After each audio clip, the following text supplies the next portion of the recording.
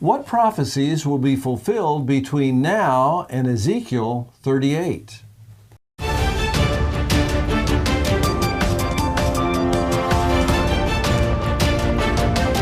Occupying Till He Comes at Southwest Prophecy Ministries.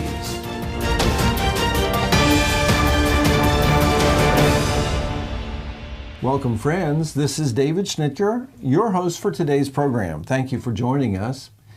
Just a reminder that these programs are supported by your gifts to this ministry.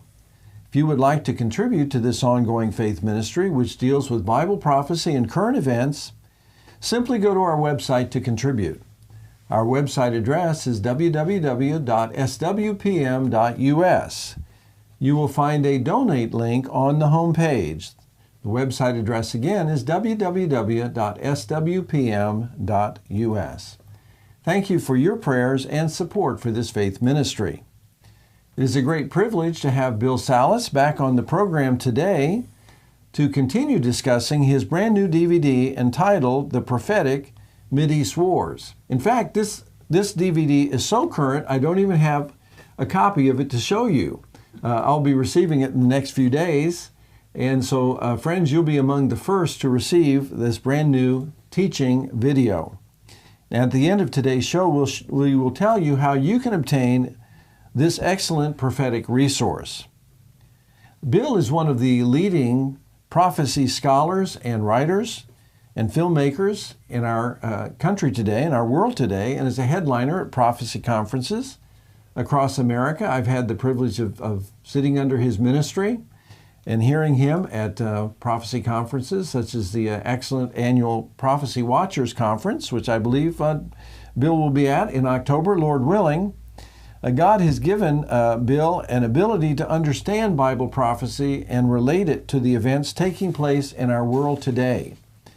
Now, on today's program, we want to continue talking about the prophecies that are near-term prophecies, and we're going to shift our focus. Last week, we were talking about the annexation of the West Bank that is being negotiated in the days in which we live and may actually come to fruition between today of our taping and the airing of this program. But today, we want to shift our focus a little bit and talk about prophecies that we can expect to be fulfilled between now and Ezekiel 38. These are prophecies which Bill has described in his book, The Now Prophecies, as prophecies that do not have pre-qualifications. In other words, they are prophecies that could take place today without intervening pre-qualifying events. So what we're talking about today in a summary fashion are what we would call now prophecies, things that may take place in the very near future, leading up to the marquee event of Ezekiel 38, which is a next prophecy. So we're going to be just looking at some of the prophecies that could take place now and in the near future. We have a lot to cover, Bill, and it's unfair for me to ask you so many questions in such a brief period of time, but we'll just begin with a summary question, and that is, how do we get from now, we're talking about July 2020, the year we would like, all of us would like to cancel, but we're only halfway through. So I hope it gets better, but I don't expect that it will. So how do we get from now to Ezekiel 38? Right, and that's really a critically important question, because Ezekiel 38 is a major marquee event. It's the event God has chosen to stop this formidable advance of Russia, Turkey, Iran, and a coalition of 8 or 9 members are going to come down against Israel. And God's going to stop it, not the Israeli Defense Forces, not the American troops. He's going to do it with a great earthquake, fire, great hailstone, and brimstone, fire and brimstone. So, and it's going to say, I'm going to make my holy name known in the midst of my people, Israel. They shall not profane it anymore, and the nation shall know I'm the Lord. He's chosen that event to put the world on official notice of the holy name of the Lord again. Mm-hmm. So, and the reason this is really critically important to talk about, how do we get from here to there, is because we're seeing Ezekiel 38 formulating right now. It seems to be, if you talk to most of our prophecy colleagues, they're all sort of in the back of their mind wondering how close is Ezekiel 38 to coming, because you see the relationships that Russia's developing with Iran. They're building nuclear power plants inside of Iran. They've helped them with the Bashar 1. They're building the Bashar 2 and Bashar 3. They're supposed to be done with all those by 2026. They're building relationships with Turkey, even though there's some schism. Turkey, they're putting forward a nuclear facility inside of Turkey. They're going to sell them the S-400 missile defense system. So we're seeing these relationships cement together, and they're probably not going to become unglued. And so we start thinking, well, gee, this looks like Ezekiel 38. This looks like Ezekiel 38. But this could happen now. But the problem is there's some prerequisites in Ezekiel 38 that that doesn't make it. It could happen now at the present time. They have to be dwelling securely in the land without walls, bars, nor gates, and they have in unwalled villages, and have to be in receipt of this enormous amount of plunder and booty. That's what Russia's coming after, the plunder and booty. And that certainly does not describe Israel today, does it? No, I don't believe it does. There's walls to the north between Lebanon and Israel. That's why Hezbollah is digging tunnels underneath to get in. Hamas, the same thing, digging tunnels under. There's walls between Jordan and Israel. There's walls down by Egypt to Sinai, and there's a partition wall that goes 403+ miles inside of Israel proper. And there's checkpoints and security checkpoints. And it's the most secure country in the world, isn't it? The most fenced-in and fortified nation in the world, really. So for various reasons, I would say it's drawing near, but it's not now. It's next. Well, as we talk about and think about the Ezekiel 38 coalition, of course, there are several participants, and we'll just mention one. One is Persia, ancient Persia, modern-day Iran. But there's also a separate prophecy related to Elam, which most folks today don't know what that is, but that's also part of modern-day Iran territorially. Right. Can you explain Iran's dual prophecies of Elam, Jeremiah 49, and Persia, Ezekiel 38? Right. It's interesting because clearly Ezekiel wrote about Persia, which was Persia until 1935, and then it was renamed Iran. So we don't have any problem pinning the tail on who Persia represents. It's Iran, modern-day Iran. However, when Ezekiel wrote about 2,500 years ago, his contemporary Jeremiah wrote actually prior to Ezekiel, Jeremiah probably wrote this around 596 BC. He wrote about Elam. He has a prophecy in Elam in Jeremiah chapter 49, verses 34 through 39. And so when you look at a modern-day map of Iran, about a quarter of it is Elam, which hugs the western side of Iran, hugs the Persian Gulf, and the other three-fourths, roughly, is Persia. So it's predominantly there. But they're separated by this geographical national boundary of the Zagros Mountains. And that's important to note because Elam is a subject of a prophecy that's probably nuclear. But it doesn't necessarily take out all of Persia because they still got to be around to be involved in Ezekiel 38. And they're not the same prophecy. I have a book called Nuclear Showdown in Elam. Now, back in the DVD, can I interject this just so I understand your assumptions? You think that the nuclear war with Elam may take place prior to the Ezekiel 38? I do. Okay. In fact, I think this is the thing I'm watching for the most because Iran is, moving full speed ahead now. We've backed out of that joint comprehensive plan of action. Iran is re-enriching uranium again at much higher and faster levels, more efficiently. So they're en route to get a nuclear weapon, and they're even having trouble with the Atomic Energy, the UN agency, trying to get in there and monitor it. Now, would you say that Israel and the United States are determined not to allow that to happen? Yeah, that's one of Benjamin Netanyahu's promises. They will not have a nuclear weapon while he's in office. So the thing is with that prophecy is that it seems to talk about a nuclear disaster that when it gets hit, it says there'll be enemies at the time that Iran has. What happens, I'll just say it real quickly in this prophecy, I can summarize it pretty quickly. It talks about a time when the Lord would be really fiercely angry with the leadership of Iran. And I believe that time has come right now. And he's angry with them because it says he's going to kill the kings and princes in this area because they want to launch something lethal somewhere. It says God's going to break the bow of Elam at the foremost of its might. He's not going to allow them to accomplish whatever their plan is to launch something somewhere. And it says when he does that, the indigenous population are actually going to have to scatter into the nations of the world. There'll be no nation while the outcasts of Elam do not go. So this will be a severe judgment. Severe judgment, it says, I will bring forward a disaster because of my fierce anger. That's what the Lord says. So he provokes it. But it looks like it's a military invasion because it says, I will consume them with the sword. And they'll be dismayed before their enemies, plural. And Iran has enemies. They've got Israel, America, Saudi Arabia, international communities concerned about Iran. So all the ingredients are present. Again, there's no prerequisites for this prophecy. But the thing is, it sounds like a humanitarian crisis happens.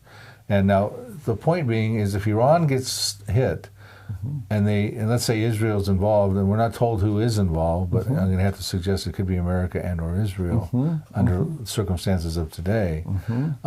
Is Iran going to take one for the team, or are they going to call their proxies Hezbollah, Syria, Hamas, the Houthis down in Yemen, and parts of Iraq, which has now gone Shiite and supporting Iran? Are they going to all come against Israel? Is that going to be the thing that catalyzes these other things that can happen? I think so. And I think that's when you get to a position where Israel is now in an all-out prison rules fight with not only Iran, but their enemies around them, and there's no shortage of prophecies of Israel. Think about the time frame of that might make this a bit more imminent. Not that we can put a date on it, but as we talked about in our last program, the Prime Minister of Israel has a fairly short shelf life, 18 months before he has to share power with the other coalition leader. We have an American president whose future is uncertain as it relates to re-election. So with these two men in power, both who have been very clear in their opposition to Iran's nuclear ambitions, this could place this on the front burner, this possibility of the nuclear war with Elam. That's right. Because several things happen if Trump doesn't get reelected. Then Israel's got to buddy up with whoever the Democratic winner would be, and at this point, that could be Joe Biden. Right. And he was a participant in the Iranian deal, the payoff deal, under the Obama administration. That's right. So you kind of know what his stance toward Iran is going to be. And he's come against the annexation plans of Israel and that sort of thing.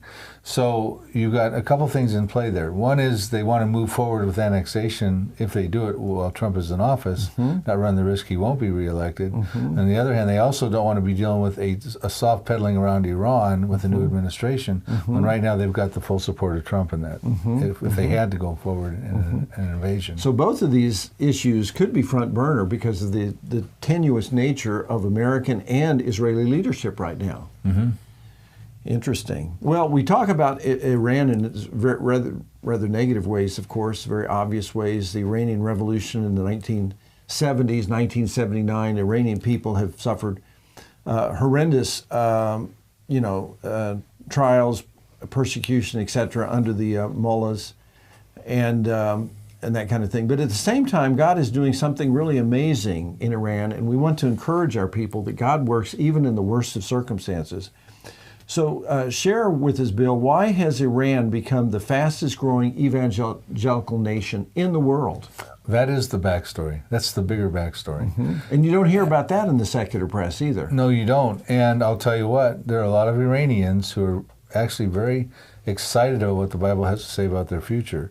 And what I mean by that is not because of Ezekiel 38, because that's not a good prophecy for the Iranians, but the Elam prophecy we talked about talks about this disaster, but it also has some very good encouragement in the last two verses. It says, the Lord says, I will set my throne in Elam. That's a positive thing. And I will bring back the captives of Elam, the ones that were dispersed, and restore their fortunes. So you're seeing actually, there's a ministry that's very effective called Iran Alive Ministries. Hormoz Shariat, Dr. Hormoz Shariat, he's known as, Joel Rosenberg calls him the Billy Graham of Iran. He has a satellite TV show. I've been on it many times. I teach in English and they translate in Farsi. But the thing is, what they're encouraged because they're understanding God has a future for them. Now, meanwhile, God is doing supernatural evangelism over there. And Iran is growing at a rate of just under 20% per year. It's the highest, fastest evangelical growing country in the world. That's amazing. But it's not because there's missionaries over there. It's because missionaries are hard to get in there at this point. And Khomeini shut down when Ahmadinejad was the president. They shut down home churches. They persecute pastors. They imprison you even if you're just a believer in Jesus Christ at this point. So it's not because of the missionary movement. It's because God supernaturally is creating dreams, visions, miracles and healings, which is, to their culture, is something that they actually expect and respond to. That does it's not alien to them. And so they're coming in groves, and the stories are incredible. I mean, I know one of the pastors, or the head of the underground church over there, he's got stories that would be amazing. Unfortunately, we don't have time in this show to go over that aspect. But so Hormoz Shariat's mission statement, based on Jeremiah 49, verses 38 and 39, is transforming Iran into a Christian nation in this generation. And that has got a lot of Iranians excited because they're so persecuted. Allah is doing nothing for them, you know, and so they're giving Christ a shot, and they're having a dream, you know. So there's one of the curriculums they have. I can kind of say this relatively quickly. What happens is they'll get people who would actually be invited into a family home, and they would start talking to them about Adam and Eve. Because everyone, the Muslims understand Adam and Eve, right? The next week, they'll be able to come back, and more family members are now coming into the home. And they'll start talking about Noah. And they'll, okay, you know, they haven't mentioned Jesus yet. Okay, and then the third week, more and more people are starting to come back because they're here and getting kind of excited about the teaching. It's a good thing to do. And by that time, someone's had a miracle, dream, vision, or healing. Now, all of a sudden, when they come back, there's something important just happened. We just had a miracle. You know, someone who was dying is just, you know, whatever the case may be, or had a dream about Jesus or whatever. Now they talk about Abraham, who's he's a patriarch of Islam, Judaism, and Christianity, right? He says he was the father of Ishmael, sort of the father of the Arabs and that sort of thing. Yes. So now, by the time they get through this series of events, the group's growing. He hasn't mentioned Jesus yet. Someone's had some sort of a supernatural event happen. They're sitting at the edge of their seat, and Jesus gets announced, and almost to a man and woman, they all accept Christ by I think it's like the 6th lesson. And now all of a sudden, they become an underground home church. That process is happening as we speak right now. Wow, it's a real multiplication process. It is. And Jesus himself is showing up in healings and supernatural wonders. That's right. That testify to his deity. That's right. Wow. So and that shows you the heart of God. He's rolling up his sleeve, and he's getting the job done, you know, supernaturally, because he wishes that none would perish. And possibly that makes the Iranian leadership even more desperate to do something violent. That's right. You know, every time Christianity starts to burgeon somewhere, they try to persecute it, and they're doing that heavily with the Iranians right now. Well, let's shift our focus a little bit southward now and move down to Syria. And Syria is the subject of prophecy, particularly in Damascus, the world's oldest inhabited city. And so there's a scripture passage in the Old Testament that talks about the destruction of Damascus. How does that happen?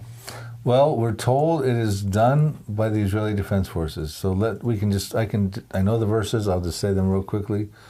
I think, let's just play this scenario out. Iran comes under attack. Maybe the Elam prophecy starts to manifest. Iran calls upon their proxies Hezbollah to the north with 150,000 roughly missiles pointed at Israel, some precision guided. Calls on Syria with their chemical weapons. They use the chemical weapons over 300 times this was an NPR news article, came out 300 times during their Syrian Revolution. Hamas can lob 1,000 missiles a day, they say, into Israel, so can Hezbollah. So all of a sudden, Iran pulls out their tentacles with their proxies, and they start coming against Israel. Okay, Isaiah 17 says in the burden against Damascus, verse 1, that Damascus will be destroyed. It'll cease from being a city. It'll be a ruinous heap. It goes on to say in verse 9, as you follow it through, it says, in that day, his strong cities, not just Damascus, speaking about Syria in general, there shall be desolation caused by the children of Israel. So we find out who now is the perpetrator of the destruction of Damascus in that day, when Damascus is being destroyed. Verse 14 says, in that day, one night you'll see him, speaking of Damascus in the masculine pronoun, but in the morning he is no more. This is the portion of those who rob us and those who plunder us, meaning they're robbing and plundering. They're coming against Israel, right? But their response is Israel's taking out a city. Now, Israel's not going to take out Damascus unless they're coming under against a formidable assault. It's got to be sort of a prison rules fight, no holds barred. We got no choice. We got to take out your city. So this is total war at this point. When they take out the capital city, this is total war. It is. And along the trail from Isaiah 17 verse 1 to Isaiah 17 verse 9, you have Isaiah 17 4 verses 6, which says also in that day that this is all going on. It says the glory of Jacob will fade His flesh will wax lean.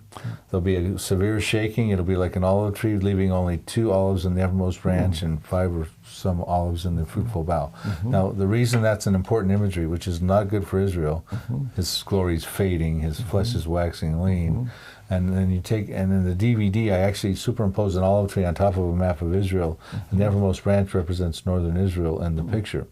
Now, the olive tree is a very commonly found tree in Israel, and it can go up to 50 feet, and it can have over 500,000 olives on it. So what happens with the shaking, and the flesh is waxing lean, and there's only 2 olives left on the uppermost bough and 4 or 5 in the fruitful. What happened to the other 480-some thousand olives?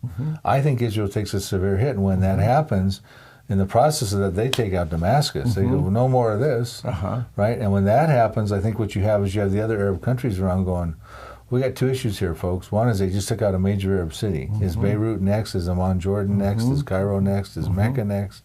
And look at Israel now, they're wounded.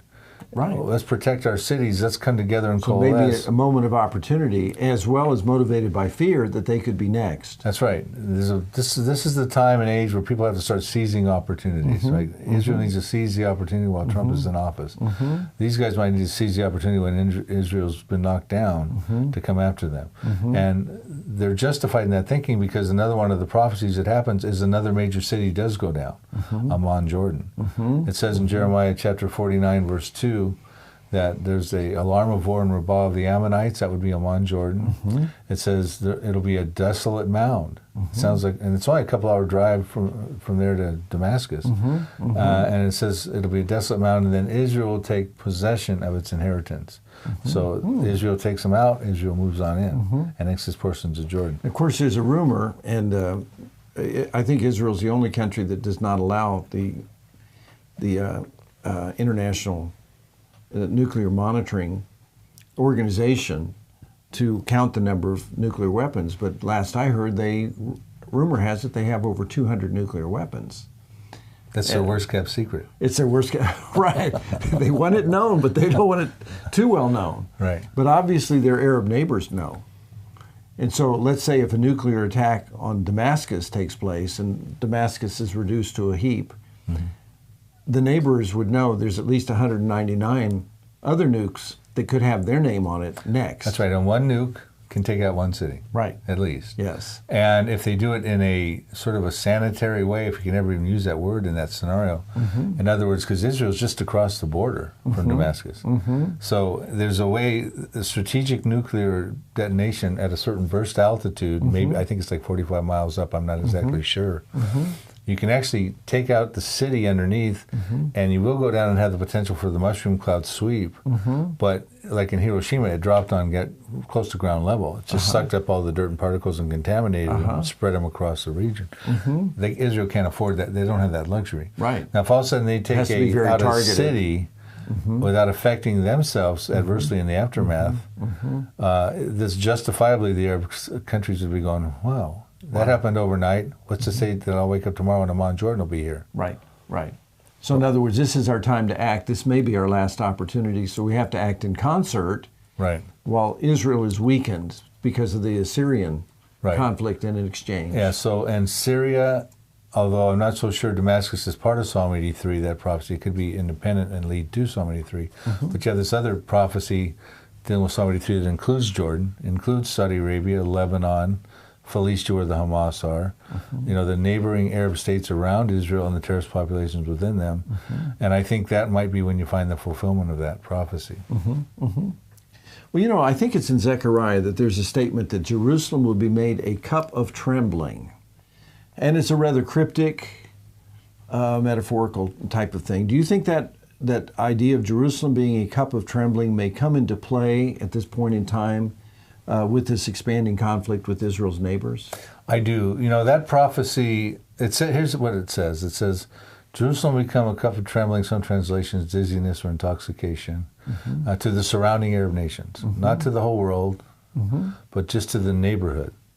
And it says, when they lay siege on Judah and Jerusalem. So it's an actual act, it's an attempt to actually lay siege on the area. Now, they've been they've had their doings with Jerusalem going forth ever since Israel's been a nation. It was divided in 1949 with the Green Line, was recaptured by Israel in 1967, but they gave the control of the Temple Mount to Jordan. Jerusalem's the third holiest city in Islam, even though it's not mentioned once in the Quran. So Jerusalem is very important to the Muslims, especially the Arab Muslims around Israel there. So at some point, they actually come to try to lay siege on Judah and Jerusalem, and it doesn't work out good for them.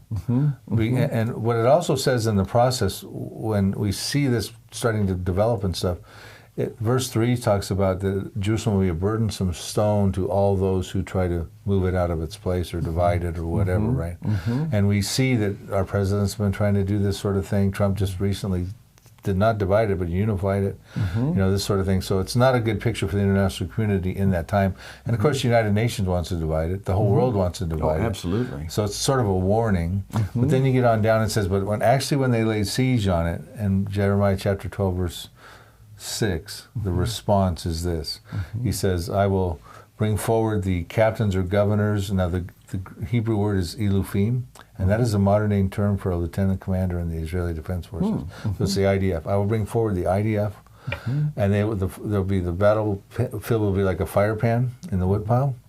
He says, and the IDF will be like a fiery torch. And the enemies around Israel that lay siege on Jerusalem, they will be like sheaves. Now we know who's going to win that victory. And it says, and they shall be like sheaves and devour all the surrounding peoples, not the world, the surrounding peoples, on the right hand and on the left hand. Very descriptive, boxing in who we're talking about. And it says, but Jerusalem shall be inhabited again in its place, Jerusalem. So this is also part of the Israeli Defense Forces in action.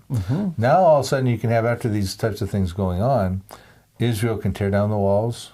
They can dwell securely without walls, bars, nor gates, because their enemies have been taken out by the IDF. Now you've set the stage for Ezekiel 38. You know, they'll be dwelling safely, without walls, expansive.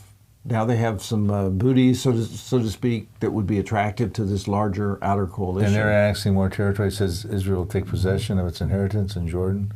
So you're saying that there is actually a prophetic role for the Israeli Defense Forces. They're not mentioned in that way, but it is Israel that will be, Israel's Defense Forces that will be the ones who actually take out their nasty neighbors. In the Psalm 83. It's in the DVD. I actually show the verses. The IDF shows up several times in biblical prophecy and in things that have not found fulfillment yet. And then we have to ask ourselves, well, when will that find fulfillment? Is that part of Ezekiel 38? No, not really. Because God stops that. No, you don't see the IDF in Ezekiel 38, 39. No, you don't.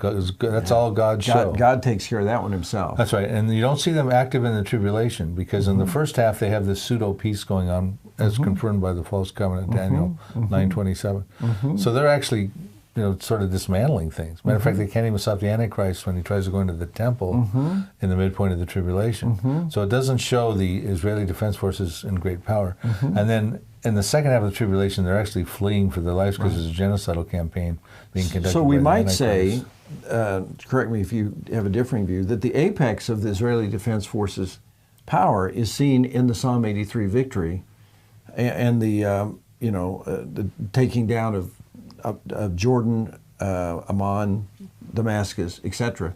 That seems to be perhaps the apex of the flexing of the IDF military muscle. That's right. So we have in Ezekiel 37:10 our first hint about the Israeli Defense Forces.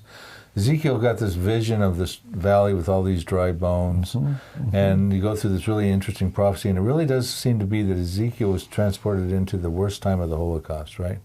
Where the Jewish people, it says their hope is lost, their bones are dry, they feel themselves cut off. And God says to Ezekiel, prophesy to these bones. And he did, and they stood up, and sinews came on the bone, and flesh on them, and ultimately down the road, God's going to breathe into them. But he says to them in the process, prophesy to them, and they stood up, an exceedingly great army. Slips that right in verse 10 in the prophecy. And you study the word that's used, it is actually dealing with an exceedingly great army. You can't really allegorize it. It literally means an exceedingly great army. So what he's saying there, and then it says, and then after that verse, in verse 11, and I will bring you out of the nations, out of your graves and bring you back into the land. So remember, they came back in 1948. They were no exceedingly great army. It was a Haganah, ultimately burgeoned into the Israeli Defense Forces. And they survived a war with a few planes and some hand grenades. Borrowed planes from France, I think. That's right, against a massive air onslaught. So what you have right now is they've become, war after war after war, a great army. After Psalm 83, they'll become an exceedingly great army. That's how I see it. Yeah. Wow. Last question for today, Bill. What is the fate of the Palestinians? We haven't talked about the Palestinians today. I'm not sure that they're mentioned specifically in the Psalm 83 coalition. What about the Palestinians? Well, I do believe they're mentioned specifically in the Psalm 83. Psalm 83 has 10 belligerents, and the one listed very first and listed in habitation condition is the tents of Edom. That biblically would represent refugees, typically. Tents. Yeah, in tents. So the Edomites have ethical representation in the Palestinians today. Not all Palestinians are Edomites, but they do have you can trace their lineage from Esau, who fathered the Edomites in Genesis 36, on down into the Palestinians today. They were the Idumeans back during the time of the Greeks, and then because some of them had moved over there out from southern Jordan, that's where Edom used to be, and lived over there in Hebron and that sort of thing. They became Idumea, they became the Idumeans. You can actually trace their lineage, and I do in some of my books, and I talk about them in the DVD that you've got. So they are there. Now, their fate is not good. We're told in Obadiah 1, verse 18, the house of Jacob will be a fire. Read that as the Israeli Defense Forces. The house of Joseph, a flame. And it says that, but the descendants of Esau shall be stubble.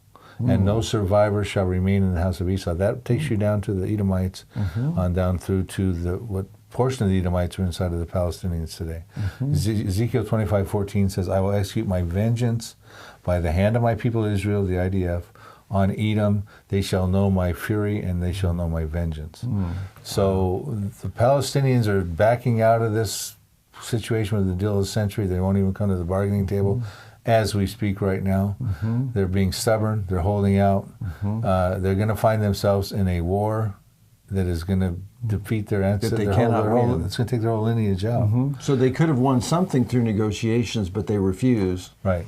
And so God is saying that there is going to be a judgment upon them by the hands of the Israeli Defense Forces. Right. So this is not because God is a meanie. This has nothing to do with that. This is what takes you back to God's foreign policy established in Genesis chapter 12:3. 4,000 years ago, when he said to Abraham, I will bless those who bless you, but I will curse those who curse you. Okay, now, what happened is, you follow Israel's history, there was always this curse for curse in kind, right? Pharaoh wanted to stop the Jews at the Red Sea, but Pharaoh's armies got stopped and drowned in the Red Sea. Right. You know, Haman wanted to hang Mordecai and kill all the Jews. Haman got hung in the gallows, etc. So you're going to find the Palestinians are not working with the Jews, they're not blessing the Jews, they're cursing the Jews, so curse for curse in kind. They will be cursed by the Jews. So the very fate that they want to bring upon Israel through their one-state solution will end up in their utter destruction. That's right. They're cursing Israel. And so that foreign policy is still effectively intact. It's a dangerous thing to do. We've seen it through history. That's right. And we'll see it in the future, too. That's right. Well, this has been a fascinating discussion. It really has whet my appetite to viewing the video that will give a lot more in the way of details. Yes, and so it's been a great privilege. Thank you for being with us. David. These two broadcasts. And friends, we have been talking with Bill Salus both last time and today regarding his brand new DVD entitled The Prophetic Mideast Wars, America and Israel versus Russia and Iran. This video is 1 hour and 10 minutes in length. It is a teaching video which is extremely relevant in light of the potential Israeli annexation of portions of the West Bank, as per the peace to prosperity part of Trump's deal of the century plan. By the time you receive this video, there may be subsequent events take place in regard to that annexation. So this is extremely timely as today's news. Well, you may obtain a copy of the Prophetic Mideast Wars for a gift of $15.95 plus $3 for shipping. To place your order, simply go to our website, www.swpm.us, and click on the bookstore tab on the homepage. Enter the title of the DVD, The Prophetic Mideast Wars, and it will take you directly to the description for this video. The address again is www.swpm.us. Well, friends, thank you again for joining us for today's informative podcast. I look forward to seeing you again next time. Until then, this is your host, David Schnitker. Thanks for listening.